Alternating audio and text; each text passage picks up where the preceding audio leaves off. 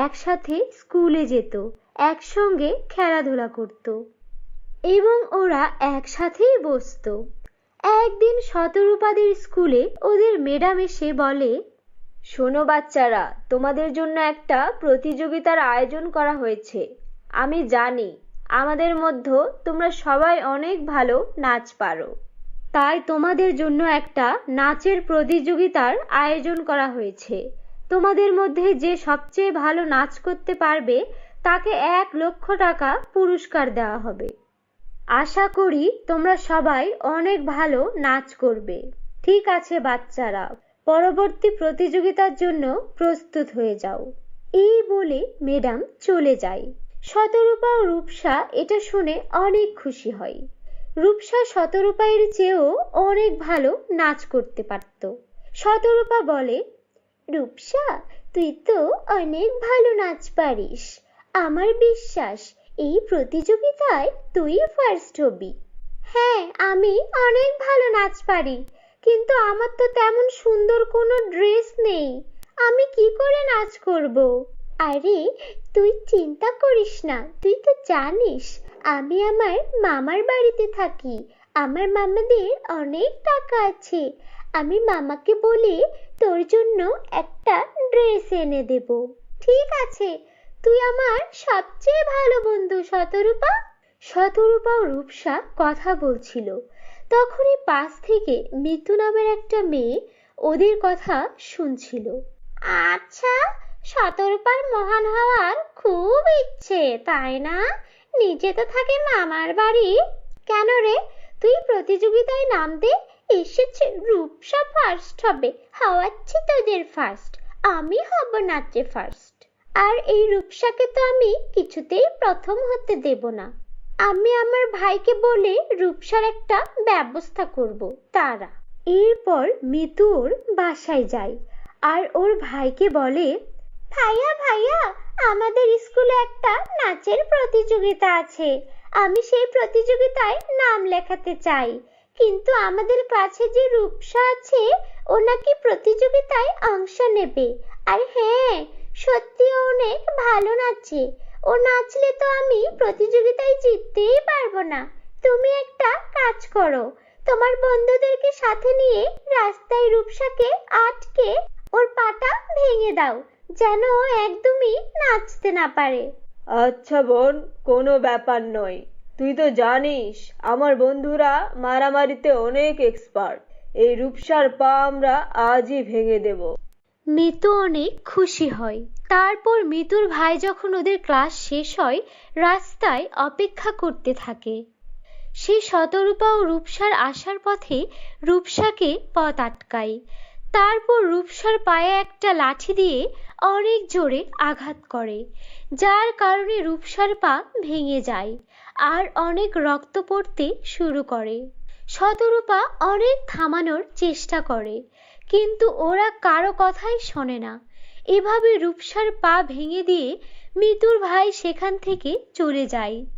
এরপর শতরূপা তাড়াতাড়ি করে রূপসাকে হাসপাতালে ভর্তি করে। রূপসা ছিল অনাথ মেয়ে। রূপসার বাবা মা কেউ ছিল না। রূপসা ওর বুড়ো দাদির সঙ্গে বাস করত। এই খবর পেয়ে ওই বৃদ্ধ দাদি চলে আসে। আরে আমার নাতনিটার এই অবস্থা কি করে হলো? এবার এই পা নিয়ে মেয়েটা কি করবে? দাদি, আমি অনেক চেষ্টা করেছি রূপসাকে বাঁচানোর, কিন্তু কোথা থেকে কতগুলো ছেলে এসে রূপসার পা ভেঙে দিয়ে গেছে। আমি ওকে বাঁচাতে পারিনি। কি আর করবে, মেয়েটারও পুরা কপাল। বাবা মা কেউ নেই। আমি মানুষের বাড়িতে কাজ করে আমাদের সংসার চালাই। এই পা ভাঙা মেয়েকে আমি এখন কিভাবে দেখে রাখবো? দিদি, আপনি চিন্তা করবেন না, আমি আমার মামা বাড়িতে কথা বলে ওর চিকিৎসার ব্যবস্থা করব। এরপর শতরূপা ওর বাসায় চলে আসে আর ওর মাকে রূপসার সম্পর্কে সবকিছু খুলে বলে। মা জানো, আমার বান্ধবী রূপসাকে কতগুলো ছেলে এসে ওর পা ভেঙে দিয়ে গেছে। এখন রূপসা বেচারি তো উঠে দাঁড়াতেও পারে না। ওর চিকিৎসার জন্য কিছু টাকার প্রয়োজন। তুমি মামাদের বলো না কিছু টাকা দিতে, যেন ওর চিকিৎসাটা হয়ে যায়। ঠিক আছে, আমি তোর মামাকে বলবো যেন রূপসার চিকিৎসার জন্য টাকা দিয়ে দেয়। কিন্তু মা, চিকিৎসা হলেও তো ওর সামনে একটা প্রতিযোগিতা আছে, নাচের প্রতিযোগিতা। তুমি তো জানো ওদের পরিবারের অবস্থা কত খারাপ। এই প্রতিযোগিতায়ও জিততে পারলে 1,00,000 টাকা পুরস্কার পেত। কিন্তু ও তো এখন নাচতেই পারবে না মা। আমার মেয়েটা কত লক্ষ্মী, নিজের বান্ধবীর জন্য কেউ এত করে। আর তুমিও তো ভালো নাচ করতে পারো, তুমি প্রতিযোগিতায় অংশ নিচ্ছ না কেন? না মা, রূপসাদের টাকার খুব প্রয়োজন। আমাদের তো মামারা সাহায্য করে, কিন্তু আমি চাই রূপসাই যেন এই প্রতিযোগিতায় প্রথম হয়। ঠিক আছে, তোমার মন যেহেতু এত বড়, আমি তোমাকে একটা উপায় বলি। আমাদের গ্রামের পিছনে একটা কালো জঙ্গল আছে। আমি ছোটবেলায় সেই জঙ্গলে খেলা করতাম। সেখানে একটি পরী থাকে। সেই পরীর সোনা ও রূপার লিপস্টিকের নদী আছে। ওই লিপস্টিক যে লাগায় তার মনের ইচ্ছা পূরণ হয়ে যায়। তুমি এক কাজ করো, সেই জঙ্গলে চলে যাও।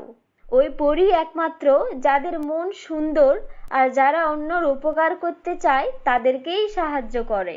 ঠিক আছে মা, তোমাকে অনেক ধন্যবাদ। আমি এখনই যাচ্ছি ওই সোনা রূপার নদীর লিপস্টিকের পরীর কাছে। এরপর শতরূপা বেরিয়ে পড়ে সেই জঙ্গলের খোঁজে এবং সেই কালো জঙ্গলে পৌঁছেও যায়। তারপর যখনই পথ চলতে শুরু করে, শতরূপা দেখতে পায় সেখানে একটা সোনার আর একটি রূপার জাদুর লিপস্টিকের নদী রয়েছে। আরে, এই তো সোনা রূপার লিপস্টিকের নদী। পরী, আপনি কোথায়? আপনাকে আমার খুব প্রয়োজন। তখন সেখানে একটি পরী প্রকট হয়। এসো শতরূপা, তোমার অপেক্ষাই করছিলাম। তোমার মা আমাকে স্মরণ করেছিল আর বলেছিল তুমি এখানে অবশ্যই আসবে। আমি জানি তোমার মন অনেক সুন্দর। এই নাও সোনা ও রূপার জাদুর লিপস্টিক। এই লিপস্টিক তুমি তোমার ঠোঁটে পরে তোমার যা মনের ইচ্ছা তাই বলো। এরপর শতরূপা সেই সোনা রূপার লিপস্টিক নিয়ে রূপসা যে হাসপাতালে ভর্তি আছে সেখানে চলে যায়। রূপসা এদিকে হাসপাতালের বিছানায় শুয়ে কান্না করছিল। শতরূপাকে দেখে রূপসা বলে, শতরূপা, আমার সব শেষ হয়ে গেল। ভেবেছিলাম এই প্রতিযোগিতায় 1,00,000 টাকা পাবো, তাহলে আমার আর আমার দাদির জন্য জীবনটা একটু সহজ হতো, কিন্তু এখন তো কিছুই হবে না। কে বলেছে কিছু হবে না? দেখ আমি তোর জন্য কি এনেছি।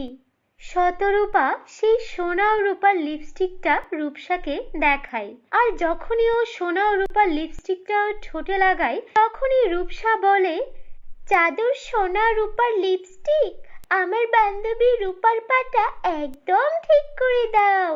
তো এতটুকু করতেই রূপার পা একদমই ঠিক হয়ে যায়। এরপর শতরূপা বলে, জাদুর সোনা রূপার লিপস্টিক, আমার বান্ধবীর জন্য একটা সুন্দর লেহেঙ্গা প্রকট করো। এটুকু বলতেই শতরূপার সামনে একটা সোনার লেহেঙ্গা প্রকট হয়। এসব দেখে রূপসা একদমই অবাক হয়ে যায়। তখন শতরূপা সব ঘটনা খুলে বলে। সব শুনে রূপসা শতরূপাকে অনেক ধন্যবাদ দেয়। পরবর্তী দিন নাচের প্রতিযোগিতায় সেখানে মিতু নাচ করতে আসে এবং সে নিজের মতো নাচ করে। কিন্তু যখন রূপসা এসে নাচের প্রতিযোগিতায় নাচ করতে থাকে, ওর নাচ দেখে সবাই মুগ্ধ হয়ে যায় আর বিচারক রূপসাকে নাচের প্রতিযোগিতায় প্রথম ঘোষণা করে। আর সেই প্রতিযোগিতায় জয়ী হওয়ার জন্য রূপসাকে 1 লাখ টাকা পুরস্কার দেয়। রূপসা শতরূপাকে আর সেই পরীকে মন থেকে ধন্যবাদ জানায়। রূপসা ও শতরূপা দুই বান্ধবী সারা জীবন মিলেমিশে জীবন কাটাতে থাকে। তো বন্ধুরা, কেমন লাগলো তোমাদের আজকের এই গল্পটি? কমেন্ট করে জানিয়ে দিও। ভালো লাগলে লাইক করে দিও। আর তোমরা যদি আমাদের চ্যানেলে নতুন হয়ে থাকো, আমাদের চ্যানেলটিকে সাবস্ক্রাইব করে বেল আইকন অন করে দিও। ধন্যবাদ। দুই পরিবোন সেই ঘরের মধ্যে যায়, কিন্তু ঘরের মধ্যে যেতে না যেতেই হঠাৎ করে তাদের উপরে অনেক বড় একটা খাঁচা এসে পড়ে আর সঙ্গে সঙ্গে তাদের শরীর একটা দড়ি দিয়ে বাঁধা পড়ে যায়। কিছুক্ষণ পর সেই মহিলা আসে আর চোখের পলকে তার রূপ পরিবর্তন হয়ে যায়। সে খুব ভয়ঙ্কর একটা জাদুকর্ণীর রূপ নেয়। মনে আছে তোমাদের কয়েক মাস আগে আমার মনে আছে তোমরা কয়েকদিন আগে আমার মেয়েকে আগুনে পুড়িয়ে মেরেছিলে। এর কারণে আমি তোমাদেরকে এখানে নিয়ে এসেছি। এখন তোমাদের দুজনকে মেরে আমি আমার মেয়ের মৃত্যুর প্রতিশোধ নেব। আচ্ছা, তুই চম্পা জাদুকর্ণীর মা, তাই তো? শুনে রাখ, তোর মেয়ে ছিল অনেক দুষ্টু। ও ছিল খুব নির্দয় একজন জাদুকর্ণী। জানি না কত মানুষকে মেরে ফেলেছে ওর বলি দিয়ে, আর ওকে আগুনে পুড়িয়ে আমরা অনেক ভালো কাজ করেছি, অনেক মানুষের উপকার করেছি। ভালোভাবে বলছি, ছেড়ে দে আমাদেরকে, নয়তো তোর পরিণতিও খারাপ হবে। তোর মেয়ের মতো তুইও আগুনে ঝলসে মরবি। তোদের যত ইচ্ছা তত শক্তি খাটিয়ে নে, কিন্তু কখনো এই খাঁচা থেকে বাইরে বের হতে পারবি না, বুঝলি? আমি কিছুক্ষণের জন্য জঙ্গলে যাচ্ছি। ওই জঙ্গলে বসবাসকারী যত জাদুকর্ণী আছে আমি সবাইকে ডেকে আনবো, আর আমরা সবাই মিলে তোদের দুজনকে কুচি কুচি করে খাবো। আর তোদের শরীরের যত মাংস আছে সব আগুনে পোড়াবো। এমনটা বলে হিমা জাদুকর্ণী সেখান থেকে চলে যায়। অন্যদিকে এক পরী আরেক পরীকে বলে, আমাদেরকে খুব তাড়াতাড়ি কিছু না কিছু একটা করতে হবে। যদি ওরা অনেকগুলো জাদুকর্ণী একসাথে চলে আসে তাহলে আমরা কিছুই করতে পারবো না। এরপর সেই দুই পরী সেই খাঁচা থেকে বেরোনোর অনেক চেষ্টা করে, কিন্তু দুর্ভাগ্যবশত তারা দুজনই ছিল জাদুর দড়ি দিয়ে বাঁধা, যার কারণে সেখানে তারা ব্যর্থ হয়। তাদের নিজেদের বাঁধন খুলতে পারে না আর সেই খাঁচা থেকে বেরও হতে পারে না। কিছুক্ষণ পর অনিমা নামের একটা মেয়ে নিজের মাথাতে কিছু কাঠের টুকরো নিয়ে সেই বাড়ির পাশ দিয়ে যাচ্ছিল। তখন হঠাৎ করে সে দুজন পরীর চিৎকারের শব্দ শুনতে পায়। সে অনেক কৌতূহলী হয় এবং সে দ্রুত সেই বাড়ির ভিতরে প্রবেশ করে। আর নিজের চোখের সামনে দুইজন পরীকে এভাবে একটা খাঁচার মধ্যে বন্দি দেখতে পেয়ে অনিমার চোখ একদম ছানা বড়া হয়ে যায়। ও মেয়ে, শোনো, আমি একটি দুষ্ট জাদুকর্ণী আমাদেরকে এই খাঁচার মধ্যে বন্দি করে রেখেছে। জাদুকর্ণী আমাদেরকে মেরে আমাদেরকে বলি দিতে চাই। প্লিজ তুমি একটু দয়া করো, তুমি তাড়াতাড়ি আমাদেরকে এই খাঁচা থেকে বাইরে বের করে দাও। আর হ্যাঁ, আমাদের সোনার চুল রয়েছে, আর এটা কোনো সাধারণ চুল নয়, এটা জাদুর চুল। তুমি এক কাজ করো, আমাদের চুলগুলো কেটে নাও এবং এই চুলগুলো দিয়ে একটা বিনুনি তৈরি করো, আর সেই বিনুনি নিজের মাথার সঙ্গে লাগিয়ে নাও। তাহলে আমাদের সকল জাদু শক্তি তোমার শরীরে চলে যাবে। এমনটা শুনে অনিমা একটা ছোট কাঁচির ব্যবস্থা করে এবং সেই কাঁচি দিয়ে সেই দুই পরীর চুলগুলো কেটে নেয় এবং সেগুলো এক জায়গায় করতে শুরু করে। এরপর অনিমা তাদের দুজনের চুলগুলো কেটে অনেক বড় একটা বিনুনি তৈরি করে। এরপর অনিমা সেই চুলগুলো নিজের চুলের সঙ্গে জোড়া লাগিয়ে নেয়। কিছুক্ষণের মধ্যেই অনিমার শরীরেও অনেক জাদুশক্তি চলে আসে। এখন আমি তোমাদের দুজনকে খুব সহজেই এই বন্দি দশা থেকে মুক্তি করে দেব। তোমরা ভেবো না পড়ি, ভয় পেও না। এমনটা বলার পর অনিমা সেই খাঁচাটিকে ভাঙার জন্য সামনে এগোয়, কিন্তু তখন হঠাৎ করেই সেই দুষ্ট জাদুকর্ণী তার সঙ্গে আরো 5টি জাদুকর্ণীকে সঙ্গে নিয়ে হাজির হয়ে যায়। আরে এটা কি? এই মেয়ে তো পরীদেরকে বাইরে বের করার চেষ্টা করছে। শোন মেয়ে, তুই এখানে এসে অনেক বড় ভুল করেছিস। এখন আমরা তো তোকে আর জীবিত ছাড়বো না। চলো সবাই, চলো সবাই মিলে মেয়েটাকে মেরে ফেলবো। হঠাৎ করেই সেই মেয়েটি অর্থাৎ অনিমা তার জাদুর চুল থেকে কিছুটা চুল ছিঁড়ে নেয় এবং সেগুলো সে সেই জাদুকরী এবং তার সঙ্গীদের উপরে ফেলে দেয়। আর এরপরের মুহূর্তেই সেই জাদু চুলের শক্তিতে সে সকল জাদুকর্ণীদের আকৃতি অনেক ছোট হয়ে যায়। আরে এ তো দেখছি এই মেয়েটা তো আমাদের থেকেও অনেক বড় জাদুকর্ণী। এক মুহূর্তে আমাদের শরীর এতটা ছোট করে দিল। আমাদেরকে দেখতে খুব বেটে লাগছে। হিমা, তুই আমাদেরকে এই বিপদের মুখে ফেলে দিলি। হ্যাঁ রে, তুই ঠিক বলেছিস। এই হিমার কথা মেনে নেওয়া আমাদের একদমই উচিত হয়নি। আরে চল চল, সবাই কি দেখছিস? এখান থেকে তাড়াতাড়ি পালিয়ে চল, নয়তো মেয়েটা আমাদেরকে জালে মেরে ফেলবে। কিন্তু ঠিক তখনই অনিমা সেই জাদুকর্ণী এবং তার সঙ্গীদেরকে ধরে নেয় আর তাদের হাত ধরে এক একটা হাত সেই বাড়ির বাইরে একটা গাছের সাথে বেঁধে তাদেরকে সেই গাছের সঙ্গে ঝুলিয়ে দেয়।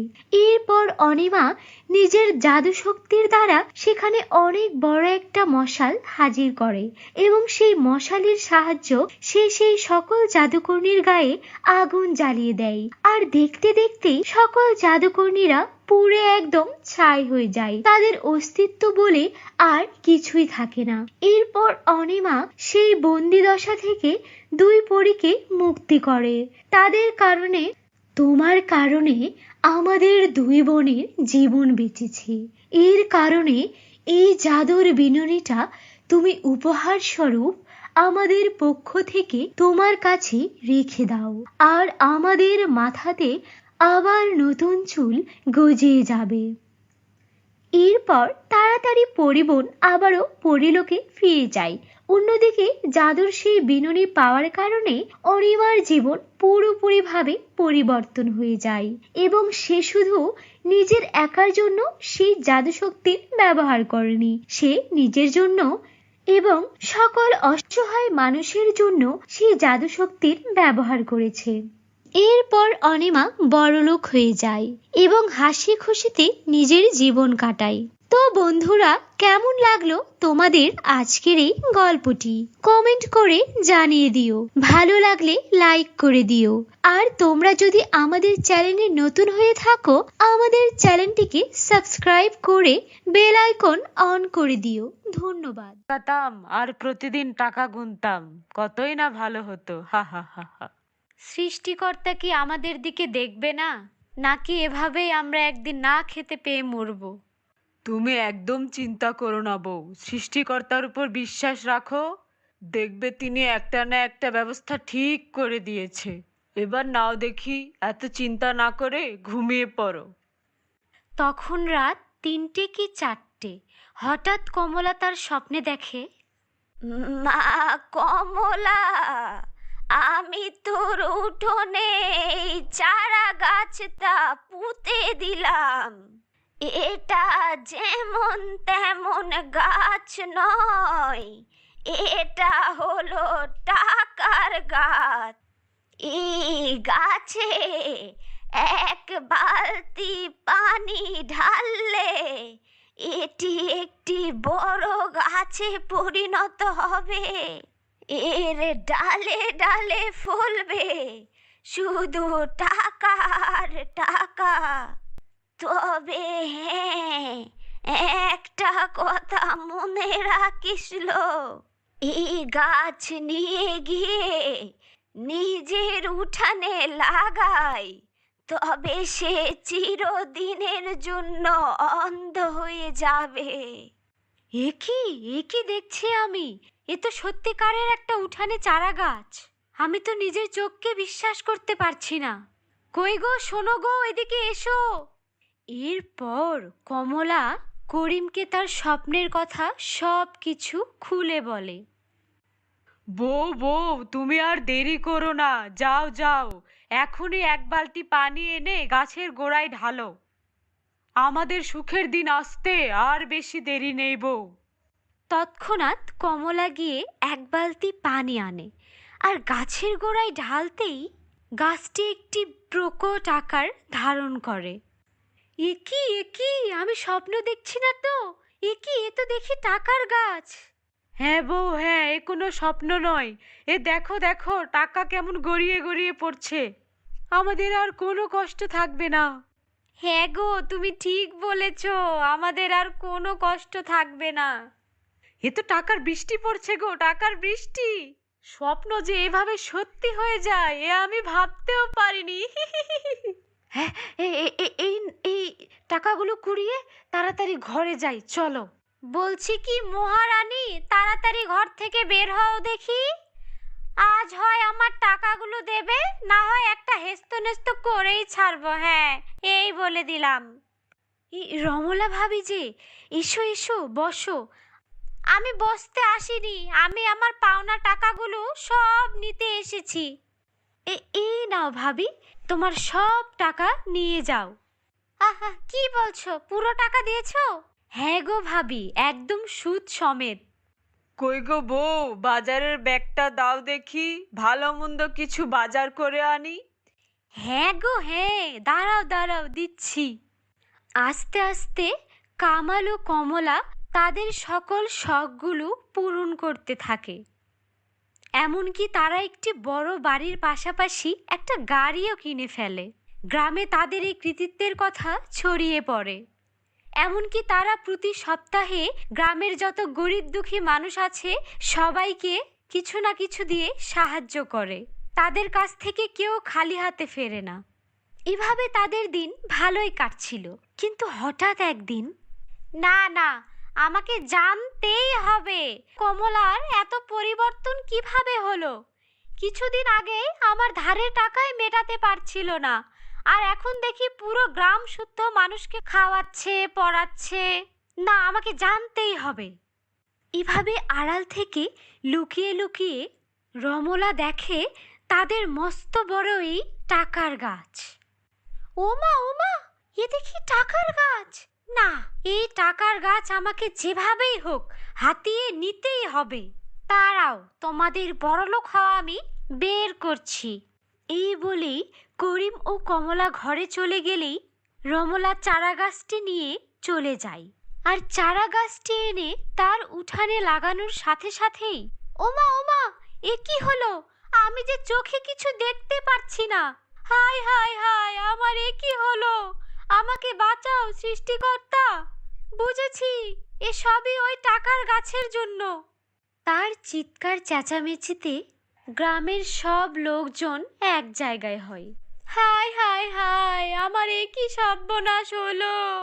সেখানে করিম ও কমলাও ছুটে আসে। এ কি ভাবি, এ তো দেখি আমাদের চারা গাছ, তুমি এটা কোথায় পেলে?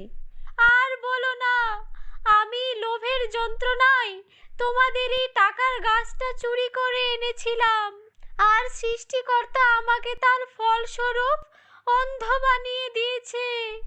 আমাকে মাফ করে দাও, আমি আর কোনোদিন লোভ করব না।